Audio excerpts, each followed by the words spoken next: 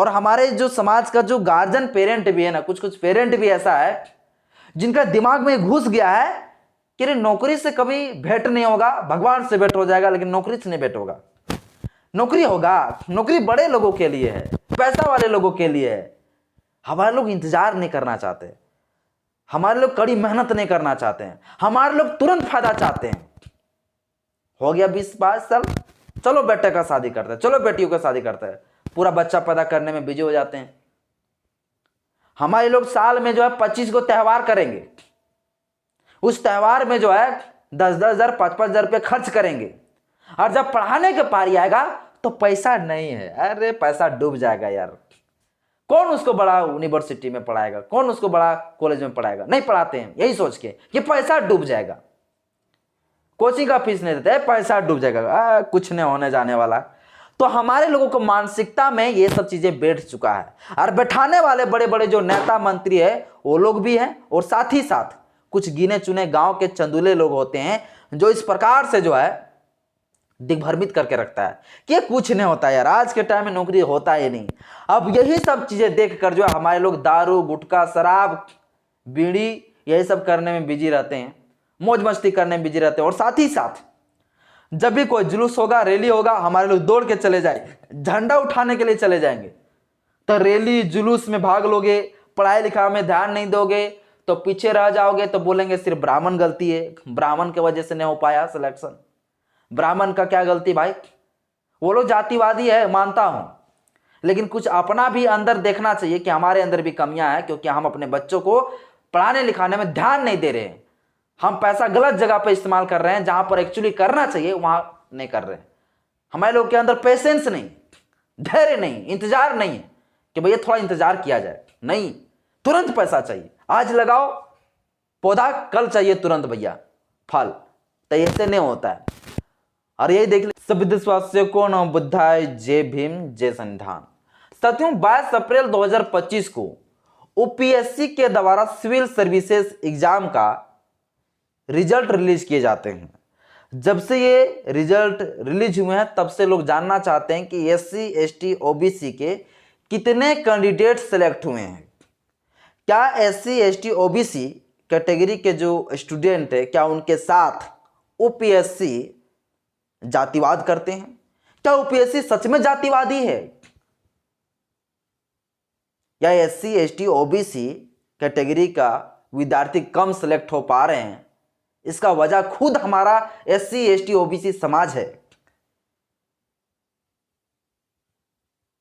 या यूपीएससी जातिवादी है? यह आज की इस वीडियो में आपको बताऊंगा, और यह भी बताऊंगा किस कैटेगरी के किस पोस्ट के लिए कितने सेलेक्ट हुए हैं। सब कुछ आज की इस वीडियो में बताऊंगा। और ये वीडियो विशेषकर एससी, एसटी, ओबीसी कैटेगरी से जो हैं वो लोग जरूर इस वीडियो को ध्यान से देखिएगा, शुरू से अंत तक देखिएगा धैर्य बना के, क्योंकि वीडियो वेरी इंपॉर्टेंट होने वाला। चैनल पहली बार आए तो चैनल को सब्सक्राइब कर लीजिएगा, बेल आइकन प्रेस करिएगा ताकि जब वीडियो अपलोड करूं आपके पास नोटिफिकेशन पहुंचता रहे।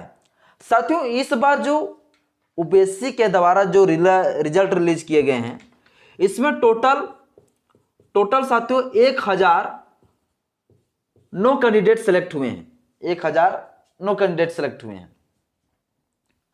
और इस 1009 जो सिलेक्ट हुए हैं उसमें से जनरल कैटेगरी से कितने लोग सिलेक्ट हुए हैं? तो 335 लोग साथियों सिलेक्ट हुए हैं जनरल कैटेगरी से। इस जनरल लिस्ट में कौन कौन आते हैं ये भी जान लीजिए, कौन कौन से जाति के लोग आते हैं। तो इसमें साथियों ठाकुर, ब्राह्मण में टोटल द्विवेदी, त्रिवेदी, चतुर्वेदी, पांडे, मिश्रा, शर्मा, ये सारे लोग। तो ठाकुर, ब्राह्मण, लाला, भूमिहार,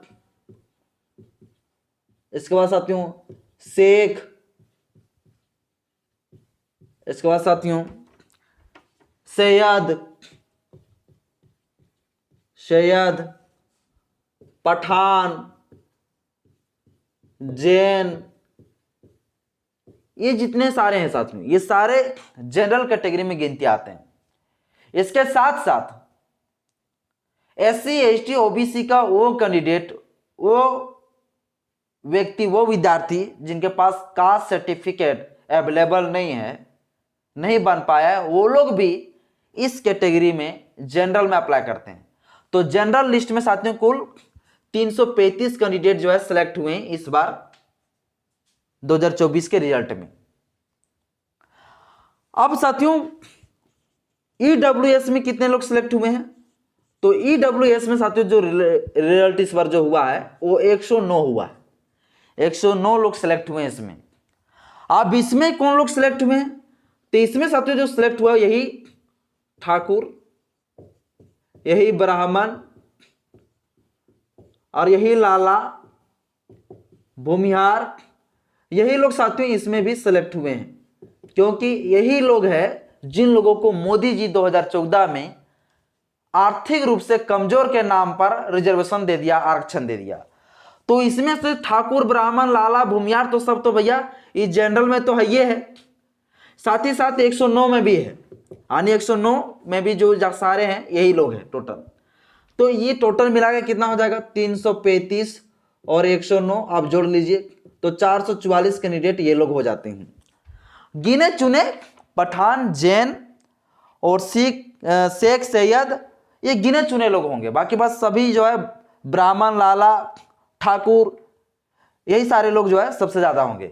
इसके बाद बनिया, एक बनिया को नहीं भूलना है, ये बनिया जो है ये भी आ जाते हैं जनरल कैटेगरी में। तो ये सारे लोग जो है एक तो जनरल में भी लाभ ले रहे हैं, इसके बाद जो रिजर्वेशन 10% दिया है मोदी जी EWS के नाम पर, यहां में भी ये लोग जा रहे हैं। तो टोटल इस तरह से कैंडिडेट कितना 444 हो जाते हैं। हालांकि इसमें गिने चुने कुछ SC ST OBC के लोग होंगे, इसको गिने चुने लोग होंगे जैन में, क्योंकि जैन भारत में कितना है जनसंख्या उसका बहुत ही कम है, तो बहुत ही कम में जैनों का और जैन और शेख और पठान का संख्या होगा। बाकी जितना होगा सब ठाकुर, ब्राह्मण, लाला, भूमिहार और बनिया ही होंगे। तो इस प्रकार से अगर देखा जाए तो 444 कैंडिडेट ये सब हो जाते हैं। और साथियों फिर देखा जाए OBC का कितना लोग सिलेक्ट हुए हैं? तो OBC में साथियों जो सिलेक्ट हुए वो टोटल जो है 318 कैंडिडेट सिलेक्ट हुए, 318 कैंडिडेट। और वहीं अगर देखा जाए SC से कितना लोग सिलेक्ट हुए हैं? तो SC में साथियों 160 कैंडिडेट सिलेक्ट हुए हैं। और वहीं साथियों अगर देखा जाए ST में कितना लोग सिलेक्ट हुए हैं? तो ST में सिलेक्ट हुए कुल 87 कैंडिडेट। और इस प्रकार से अगर पूरा जोड़ दिया जाए तो 565 कैंडिडेट पूरा सिलेक्ट हुए हैं, 565 कैंडिडेट। अब देखिए जनरल कैटेगरी को और EWS को मिलाकर अगर देखा जाए, ब्राह्मण, भूमिहार, ठाकुर, पठान, जैन, बनिया, ये सब को देखा जाए तो इन दोनों को मिलाकर 444 कैंडिडेट हैं। 5-10 होगा इसमें जैन होंगे, 5-10 इसमें भूमिहार भी होंगे, बनिया भी होगा, सैयद, शेख, पठान होंगे, 5-10 जरूर होंगे, लेकिन बाकी बात सब तो यही लोग होंगे। तो टोटल इसका देखिए कितना है 444 कैंडिडेट। और बाकी बात जो है 565 जो कैंडिडेट है, ये 565 कैंडिडेट ये जो है SC ST OBC ये इतना मिलाकर जो है 565 कैंडिडेट है, यानी 1009 में से जो है 444 है EWS और जनरल कैटेगरी को मिलाकर। और OBC SC ST जिसकी संख्या भारत में कितना जनसंख्या है 90% है, जिसकी संख्या भारत में इतना है 90%, उसका देखिएगा तो भैया 565 जो है मात्र सिलेक्शन हुआ है, 565 इसका जो है कैंडिडेट हुआ है। तो इस प्रकार से इस बार रिजल्ट आया है। अब मैं आपको थोड़ा सा बताना चाहता हूं कि किस पोस्ट के लिए किस कैटेगरी का कितने सिलेक्ट हुए हैं। तो किस पोस्ट के लिए कितने सिलेक्ट हुए हैं ये भी थोड़ा मैं बता देना चाहता हूं। इसके बाद मैं असली बताऊंगा वजह, असली कारण बताऊंगा कि SC ST OBC का कैंडिडेट कम सिलेक्ट कैसे हो रहे हैं, उसका रिजल्ट कम क्यों आ रहा है वो भी बताऊंगा। पहले ये मैं बता लेना चाहता हूं कि किस पोस्ट में कितने कैंडिडेट सिलेक्ट हुए हैं, किस कैटेगरी का, ये भी मैं थोड़ा बता लेना चाहता हूं। तब साथियों अब देखते हैं कि किस पोस्ट के लिए किस कैटेगरी के कितने सिलेक्ट हुए। अब साथियों देखिए जो IAS है, प्रॉपर जो IAS जो मिला है वो जनरल कैटेगरी में साथियों, वो जनरल कैटेगरी में 73 कैंडिडेट सिलेक्ट हुए हैं। और EWS से अगर देखा जाए तो EWS से जनरल कैटेगरी से साथियों जो सिलेक्ट हुए हैं, EWS में जो सिलेक्ट हुए हैं IAS के लिए वो 18 सेलेक्ट हुए हैं। तो जनरल 73 हो गया और ईडब्ल्यूएस 18, इसको जोड़ दिया जाए तो 91 कैंडिडेट सेलेक्ट हुए हैं। ठीक, और वहीं अगर देखा जाए ओबीसी, तो ओबीसी कितना सेलेक्ट हुए हैं, तो ओबीसी साथियों 52 कैंडिडेट सेलेक्ट हुए हैं आईएएस के लिए प्रॉपर। इसके बाद साथियों यहीं देखा जाए एससी कितना सेलेक्ट हुए हैं आईएएस के लिए, तो ये साथियों हुए हैं 24। और वही साथियों देखा जाए एसटी कितना सेलेक्ट हुए हैं, तो एसटी साथियों हुआ है 13 कैंडिडेट सेलेक्ट हुए हैं। टोटल मिला के देखा जाए तो 180 कैंडिडेट सेलेक्ट हुए हैं। ईडब्ल्यूएस और जनरल ये दोनों कैटेगरी को अगर जोड़ दिया जाए, इन दोनों को जोड़ दिया जाए तो 91 कैंडिडेट सेलेक्ट हो गए हैं आईएएस के लिए, प्रॉपर आईएएस के लिए। और ओबीसी एससी एसटी इन तीनों को अगर मिला के देखा जाए तो टोटल होता है 89 कैंडिडेट होते हैं। कितना होते हैं टोटल? 89 कैंडिडेट होते हैं। ओबीसी एससी एसटी मिलाकर 89 और जनरल और ईडब्ल्यूएस को मिलाकर देखा जाए तो 91 होता है ना। तो देखिए क्या हो रहा है देश में। आगे देखिए आईएफएस के लिए अगर देखा जाए तो जनरल कैटेगरी में आईएफएस के लिए 23 कैंडिडेट सेलेक्ट हुए हैं और ईडब्ल्यूएस से कितना सेलेक्ट हुए हैं, तो ईडब्ल्यूएस से 5 सेलेक्ट हुए हैं। और यहीं अगर जोड़ दिया जाए टोटल तो कितना हो जाएगा 28।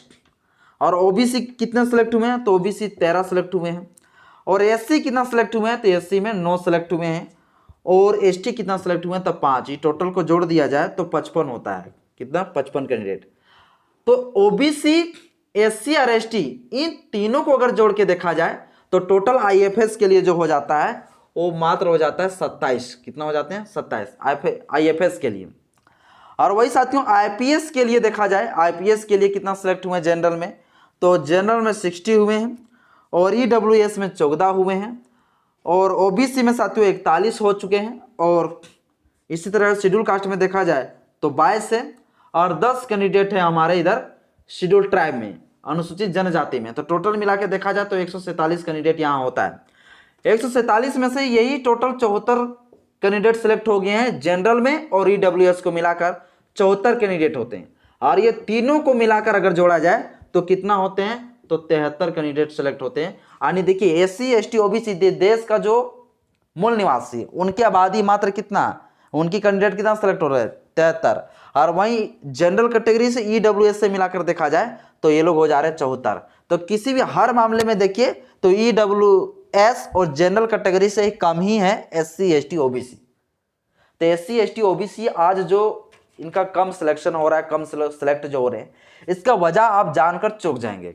देखिए एग्जाम कुल कितना का होता है, तो एग्जाम साथियों जो यूपीएससी जो एग्जाम क्रैक करवाते हैं, एग्जाम जो करवाते हैं सिविल सर्विसेज का, वो 3 चरण में कराते हैं। पहला प्रीलिम्स रहता है, तो वो सिर्फ पास के लिए रहता है। जो प्रीलिम्स में पास कर जाते हैं वही लोग मेंस दे सकते हैं। तो कुल जो फाइनल रिजल्ट में जो नंबर जुड़ता है वो मेंस के लिए जुड़ता है, मेंस के लिए जुड़ता है। और मेंस का जो कुल मार्क होता है वो 1750 मार्क होता है। और साथियों इंटरव्यू जो होता है वो टोटल होता है 275 मार्क। टोटल जोड़ दिया जाए तो 2025 मार्क का जो है टोटल ये प्रॉपर जो है यूपीएससी जो है सिविल सर्विसेज के लिए एग्जाम करवाते हैं। अब इसमें साथियों सबसे बड़ा लोचा और अगर जातिवाद कहीं पे होता है तो ये इंटरव्यू में ही होता है। आज तक पूरा रिकॉर्ड है कि 275 में से 150 से 180 के बीच में ही जो है इंटरव्यू में जो है लोगों को नंबर मिलता है, जिसमें एससी एसटी ओबीसी समुदाय के लोगों को, इस कैटेगरी के लोगों को पूरा यहाँ पे जो है जातिवाद करके उन्हें नंबर कम दिया जाता है। लेकिन अगर सिर्फ आप यही सोच लेते हैं कि इसके वजह से हमारे कैंडिडेट, हमारे कैटेगरी एससी एसटी ओबीसी के लोग कम सेलेक्ट होते, तो इसका वजह नहीं है, सिर्फ यही वजह नहीं है, बल्कि इसका वजह हमारा एससी एसटी ओबीसी समाज भी है, क्योंकि उनका छोटा सोच है, उनका छोटा सोच है, उनका सोच बिल्कुल एक सीमित है। वो हार्ड वर्किंग नहीं करना चाहते हैं, वो लोग मेहनत नहीं करना चाहते हैं। एससी एसटी ओबीसी समाज के लोग, हमारे लोग हार्ड वर्किंग करेंगे, कहां करेंगे, तो हमारे लोग हार्ड वर्किंग करेंगे बंधुआ मजदूरी करने में, हमारे लोग हार्ड वर्किंग करेंगे, हमारे लोग मेहनत ज्यादा करेंगे, कहां करेंगे, तो मजदूरी करने में। कहां करेंगे, तो किसी के घरों में गुलामी करने में।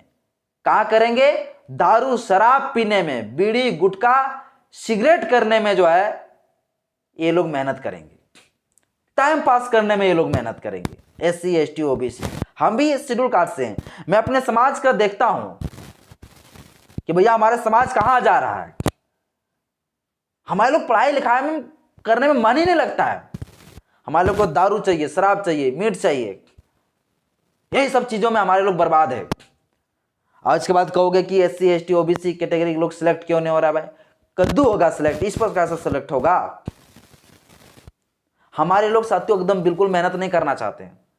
बहुत लोग कहेंगे भैया क्या ये सब बकवास कर रहे हैं, मैं सही बोल रहा हूं।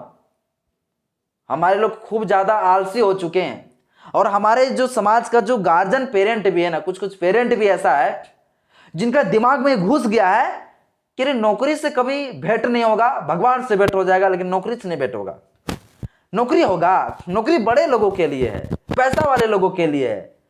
हमारे लोग इंतजार नहीं करना चाहते, हमारे लोग कड़ी मेहनत नहीं करना चाहते हैं, हमारे लोग तुरंत फायदा चाहते हैं।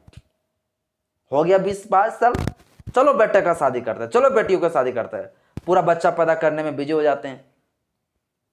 हमारे लोग साल में जो है 25 को त्योहार करेंगे, उस त्योहार में जो है 10-10 हजार 5-5 हजार रुपये खर्च करेंगे, और जब पढ़ाने के पारी आएगा तो पैसा नहीं है। अरे पैसा डूब जाएगा यार। कौन उसको बड़ा यूनिवर्सिटी में पढ़ाएगा, कौन उसको बड़ा कॉलेज में पढ़ाएगा? नहीं पढ़ाते हैं, यही सोच के कि पैसा डूब जाएगा।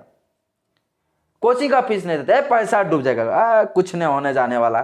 तो हमारे लोगों को मानसिकता में ये सब चीजें बैठ चुका है। और बैठाने वाले बड़े बड़े जो नेता मंत्री है वो लोग भी हैं, और साथ ही साथ कुछ गिने चुने गांव के चंदुले लोग होते हैं जो इस प्रकार से जो है दिग्भ्रमित करके रखता है कि कुछ नहीं होता यार, आज के टाइम में नौकरी होता ही नहीं।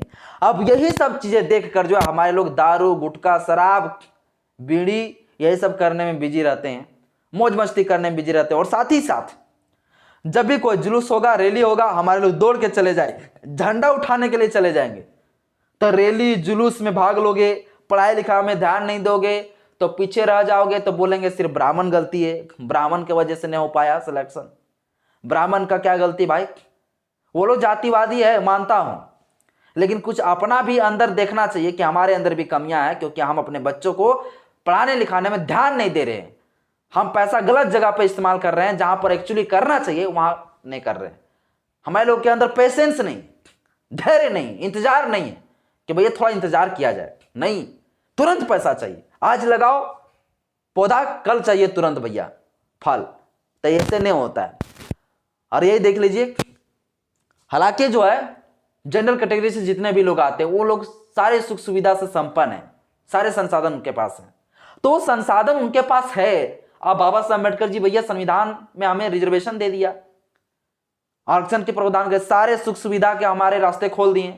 तो वो सुख सुविधा तो खुद से लेना पड़ेगा ना भाई, कुछ तो मेहनत स्ट्रगल करना ही पड़ेगा, फ्री फोकट से नहीं मिल जाएगा। इसके बाद कहते हो भैया नहीं सिर्फ ब्राह्मण गलती।